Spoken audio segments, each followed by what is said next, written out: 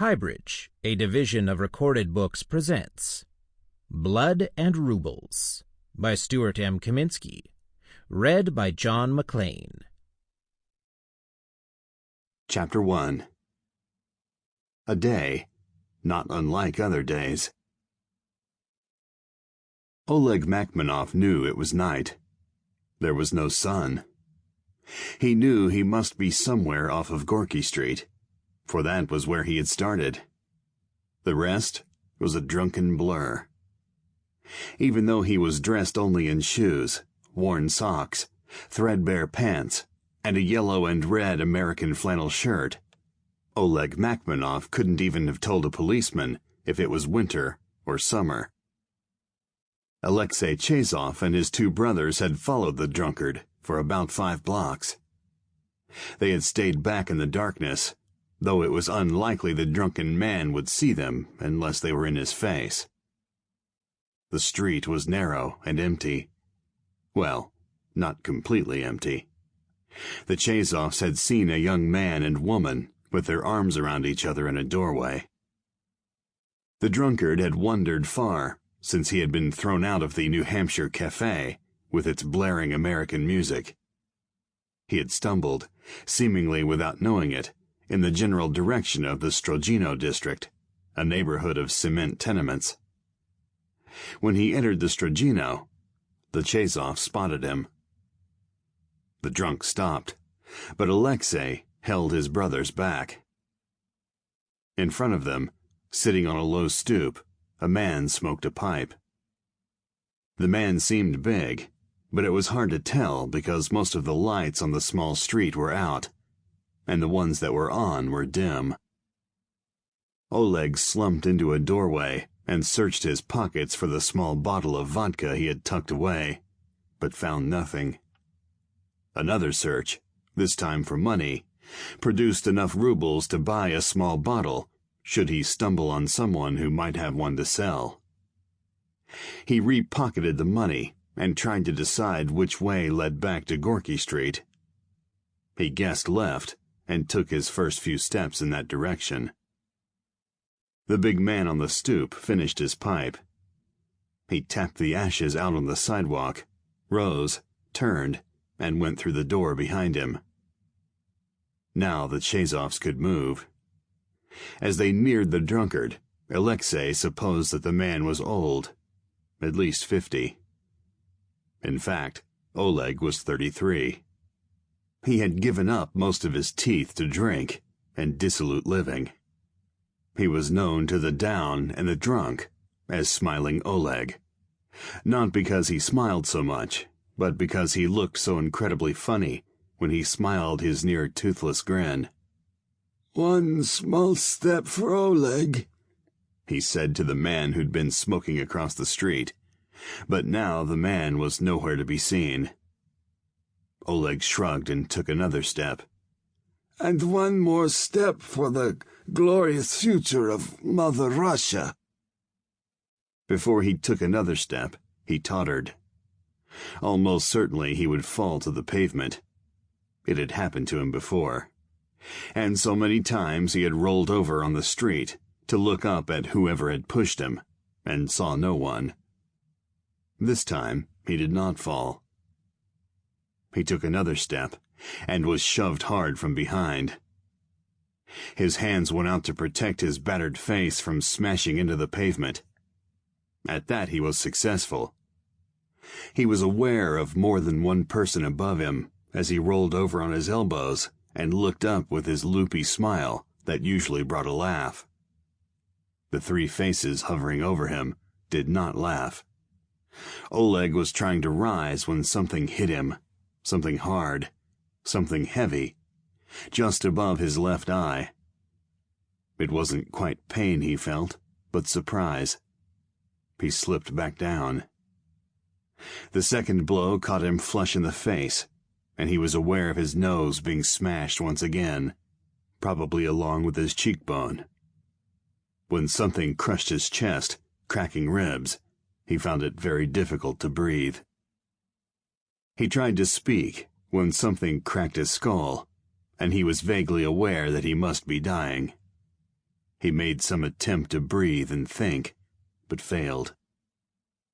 The three brothers continued picking up pieces of concrete and throwing them at the bloody, mutilated head of Oleg Makhmanov. When they were certain he was dead, the one who had jumped on his chest went through Oleg's pockets, where he found his few rubles, 2 keys, a piece of smooth stone, the color of which they could not see, and a stub of a pencil. It was enough. The Chazovs expected no more. They walked down the narrow street, saying nothing, in no great hurry. Alexei Chazov was 11. His brothers, Boris and Mark, were 9 and 7. Porfinovich stood in line reading a book at the registration chamber. The book was in Russian, a rather boring novel about a family that could not make a living in the new Moscow. Making a living was not a problem for Alexei Porfinovich. He was a wealthy man with a weekly income, after payoffs to all, including the tax police, of 24 million rubles a week, approximately $12,000. He owned 3 companies, a lamp factory, a cigarette factory, and a movie company. The lamps were flimsy things with green shades that sat on tables and would take no more than a 30-watt bulb. The cigarette factory was actually a packaging plant where the Turkish cigarettes Alexei bought for practically nothing were repackaged and sold at a profit of 500%. The movie company was new. Alexei knew nothing about movies, but he had discovered that American, French, German, English, and Japanese producers wanted to make movies in Russia. Alexei's job, for a very high fee, was to get the foreign filmmakers through the new bureaucracy. Alexei was a master of Preussfall, the exploitation of a system in confusion, the wielding of power to make rubles, and rubles to give power, the use of his power to further his own ends.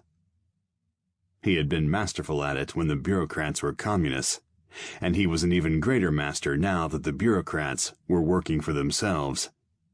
Capitalism had come with a typically Russian slant.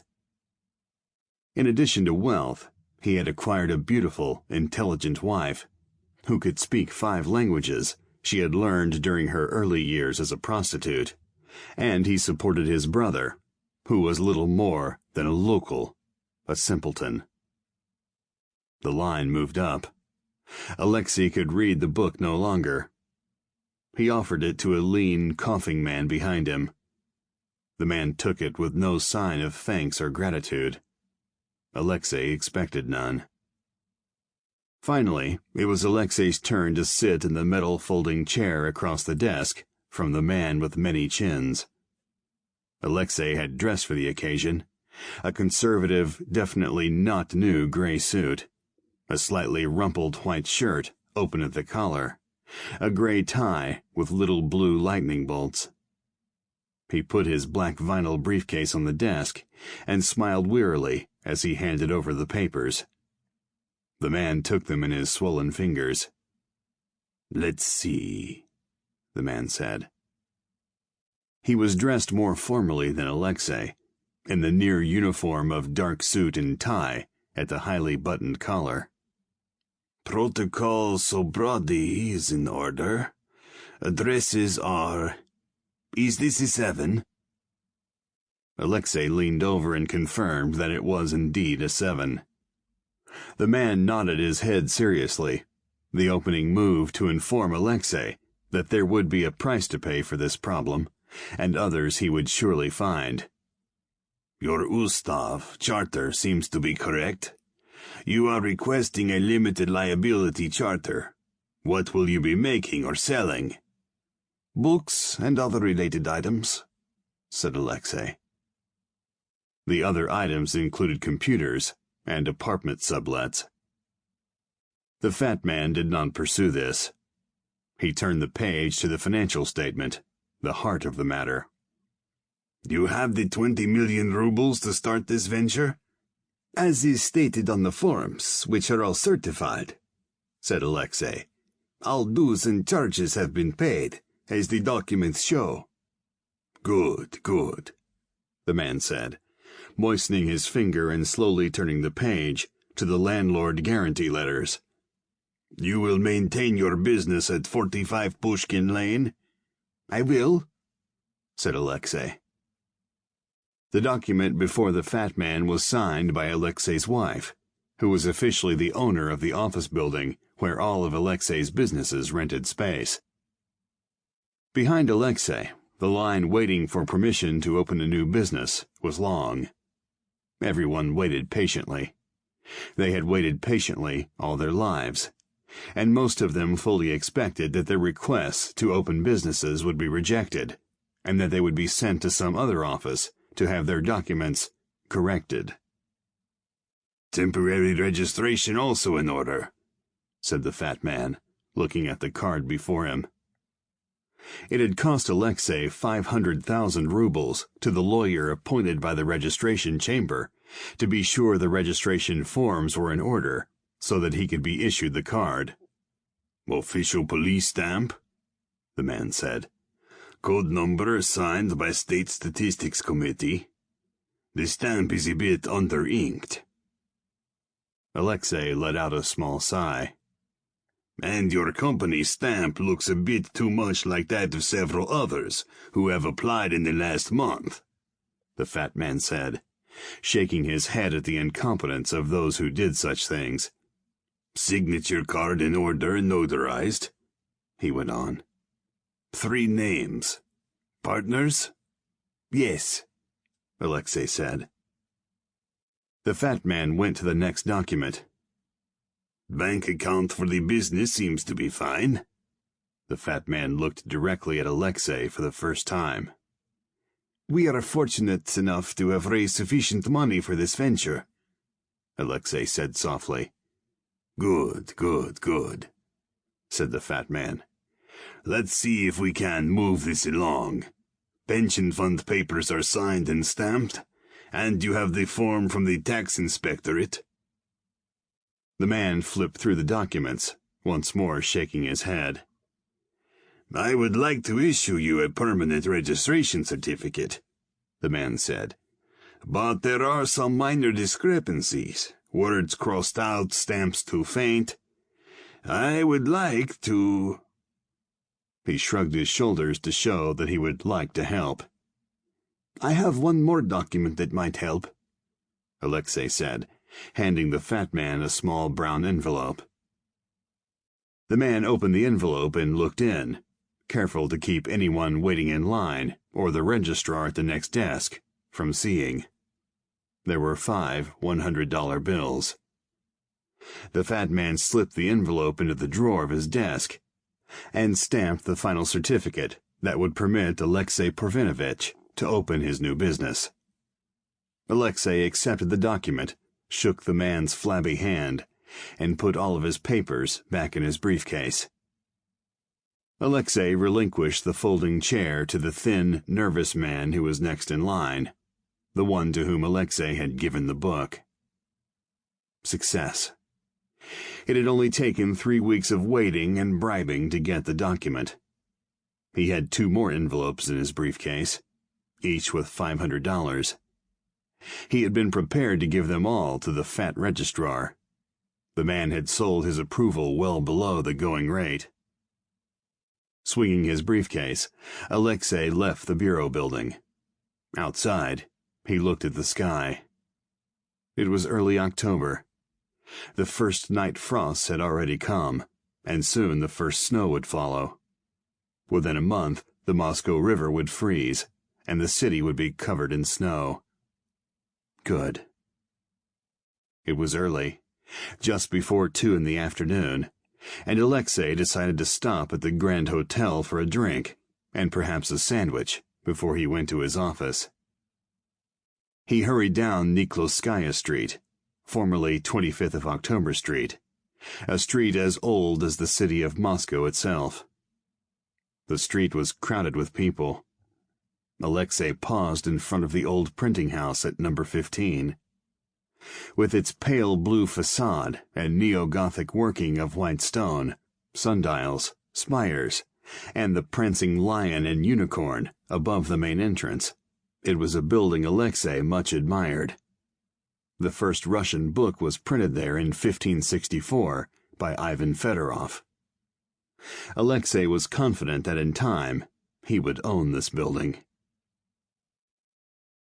He was looking up at the unicorn when the black Mercedes-Benz pulled up at the curb, and two men stepped out of the car, both wearing ski masks and holding automatic weapons. People ran, fell to the ground, and screamed. Alexei turned, saw the men, started to go to the ground, and then quickly realized that the weapons were aimed at him.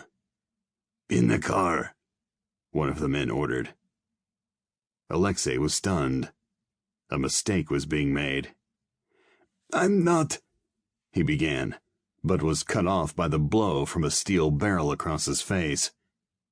His cheekbone broke, and he spat blood. The kidnapper repeated, "In the car." Alexei staggered into the back seat of the car, followed by one of the masked men. The driver took off his mask as the car sped down the street, and his partner in the back seat screamed, "What are you doing? You want them to recognize you." "I can't drive down the street wearing a mask," the driver answered reasonably. The kidnapper in the back seat still wore his mask. He let out a grunt of nervous acceptance. "Try not to bleed all over the car," he said, taking off his own mask and handing it to Alexei. "It's not mine." Alexei took the mask and put it to his throbbing cheek. Then he looked up and recognized the man who had given him the mask. The man's hair was a wild frenzy, and he was panting. Alexei was certain that he was going to die very soon. A few short blocks from the Neva River, not far from St. Isaac's Square, a tall, lean man in black slacks, shoes, shirt, and jacket stood watching uniformed men piled efficiently out of two vans. At the side of the tall man, who some passers-by thought resembled a vampire, stood a pretty, slightly plump young woman wearing an efficient gray suit. They were an odd and serious couple. The men coming out of the vans carried standard-issue AK-47s and wore dark blue uniforms with helmets. Over their uniforms they wore bulletproof jackets that would have done little good against the automatic weapons that had been circulating in Moscow since well before the rise of Yeltsin's democracy. A crowd was quickly gathering, most with nothing better to do, some with a curiosity that demanded satisfaction. "Terrorists," one old babushka said with assurance to the plump, pretty woman. No one dared talk to the forbidding and somber Tatar. The pretty woman, whose name was Elena Timofyeva, nodded her head. This encouraged the babushka, who shifted a heavy cloth bag from her right hand to her left and said, "Afghans." A murmur ran through the crowd, some accepting this conjecture, others declaring it garbage. "Chechens! It was Chechens! I saw them!" someone shouted. There were now more than 20 uniformed men arranging themselves at even intervals in front of the ancient two-story wooden apartment building. They reminded Elena of the men she had once seen in an old American horror movie, The Thing, where the scientists circled a giant flying saucer buried beneath the ice. There was no ice this morning, just the first cold nip of winter. Elena had taken the number 3 bus down Nevsky Prospect and walked another 2 blocks to get there. Deputy Inspector Emil Karpo, the gaunt man at her side, had arrived by metro at the Gostiny Dvor stop. Someone gave a sharp command, and the uniformed men pulled out long lines of rope and grappling hooks. Cameramen madly clicked away. Journalists frantically made notes in their pads. "If they are trying to surprise the terrorists," grunted a one-legged old man with crutches and a 2-day growth of white beard, "they are idiots." "Not terrorists," said another man with a voice of weary knowledge. "Mafia! Mafia!" ran voices through the crowd. Elena Timofyeva knew why the men in uniform were hurling their grappling lines to the roof of the two-story building, lines that were as likely to pull down the ancient bricks of the roof as to support the weight of overarmed men wearing supposedly bulletproof vests. This was a show. Elena and Karpo had been assigned to the show as representatives of the Office of Special Investigation. They were to work, according to Colonel Sneetkinoi, as liaison with the tax police, who were now scurrying up the sides of the building to the applause of the crowd. It was not the Moscow circus, but it was quite a spectacle, and cost nothing. Karpo and Elena knew that there was no need for this show. The tax police could simply have knocked down the door. This was not a raid on a dangerous group or individual, but a follow-up on a tip from a reliable informant. The old man who owned the building had recently died. He had accumulated valuable jewelry and other items subject to taxation. It was the job of the tax police to enforce the new tax laws that would bring in many billions of rubles from individual citizens, businesses, and foreigners doing business in a new but more than slightly frayed Russia. It was also the job of the tax police to strike fear into the people so that they would pay their taxes. Daytime raids featuring fully armed men were now common. The media were always informed when raids would take place. It was common now to see bewildered businessmen led out of their offices with their hands cuffed behind their backs. A position in the tax police was much desired, for the tax police received not only their salaries, but also a small percentage of what they recovered. Karpo doubted that such rampant capitalism had ever been practiced, even in the United States. The crowd had grown larger as the tax police officers scampered to the rooftop or crashed through windows on their way up the lines. As glass shattered and sprayed the crowd below, the onlookers jumped back and covered their heads. Captain Sergei Velarov of the tax police, an ex-Soviet army officer, strode to Elena and Karpo and said, "The building is secure." Velarov looked like a captain, trim, efficient, with dark straight hair and the hint of a mustache. No bullhorn had been brought forth to order the occupants out. No one had knocked on the door of the two-story house. It struck Elena that the front door might very well be open, or that a knock might have resulted in a reluctant invitation from the building's occupant to come in. "Thank you," said Emil Karpo. He followed the captain across the street and through the door of the house, which had been opened by one of the uniformed men who had scaled the building. The crowd followed the captain, the vampire, and the young woman across the street, where they were stopped by 24 uniformed police. "As you know," the captain said as he strode past the saluting officer at the door, "we have been observing this house for some time." Both Elena and Karpo were well aware of this. "And," Captain Velarov added as he walked down a dark, narrow passageway, with photographers behind him snapping and flashing madly, "we had reason to believe that a hoard of artifacts of historical significance was being kept by an old man named Dokharov. These artifacts, and we had reason to believe that it was a substantial collection, had never been taxed. In addition to which, some of them might be protected artworks. In that case, they would belong to the state." Both Karpo and Elena were certain that Captain Velarov had more than reason to believe the house was worth raiding.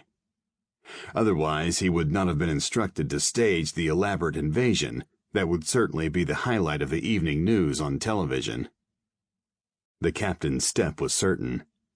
Elena, Karpo, and a select group of hand-chosen press representatives, some juggling video cameras, struggled through the narrow passageway for a better view. What they saw through the next door was beyond what they had imagined, beyond what Valarov and probably his superiors had imagined. The interior of the house had been gutted.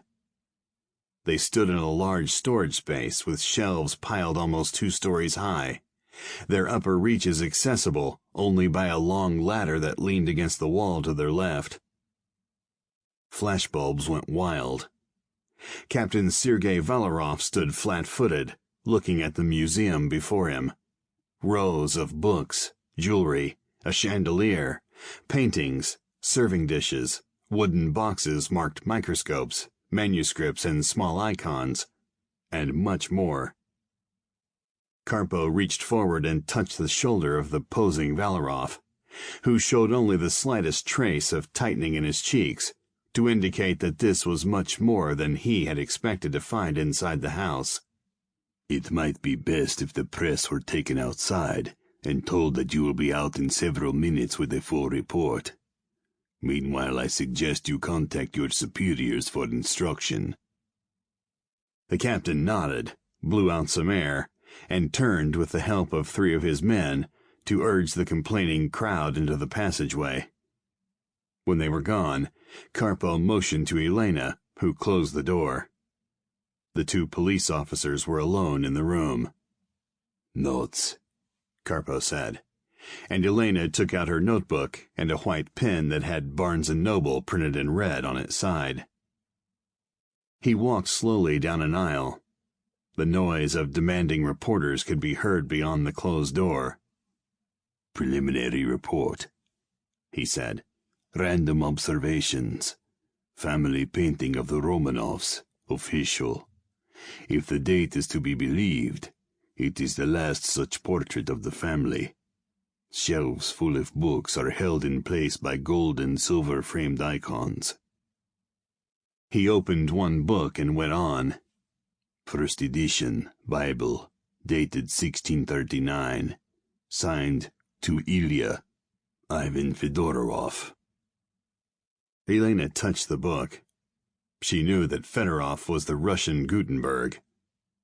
There appeared to be a dozen similar-looking volumes.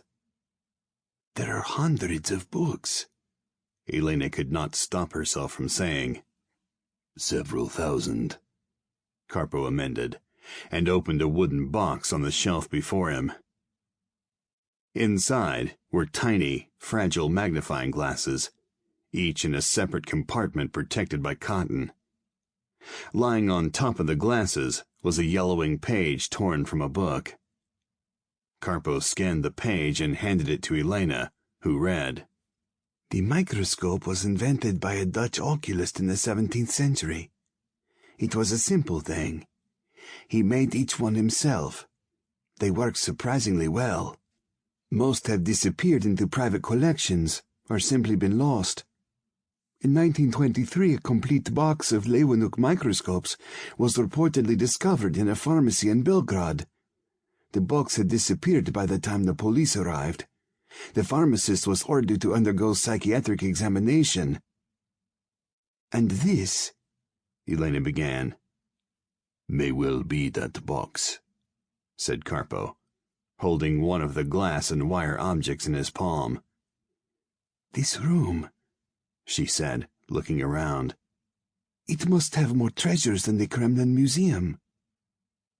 A mouse scampered across an old piece of paper somewhere in a dark corner. "Not more, perhaps, but different," said Karpo. "My God," said Elena. Since Karpo believed in neither God nor blasphemy, he continued randomly selecting items, some of which he was unable to identify, but jewelry from the various courts of Russia was certain, including one very ancient ornate gold crown that, if Karpo read the worn inscription properly, had belonged to Ivan the Terrible. "We will have to call in the experts on this," he finally said. Elena put her notebook away and touched the crown of Ivan the Terrible. It was, like the room they were in, cool, damp, and smelled of mildew. "Millions," she muttered. "Worth millions." In rubles? Sample complete. Ready to continue?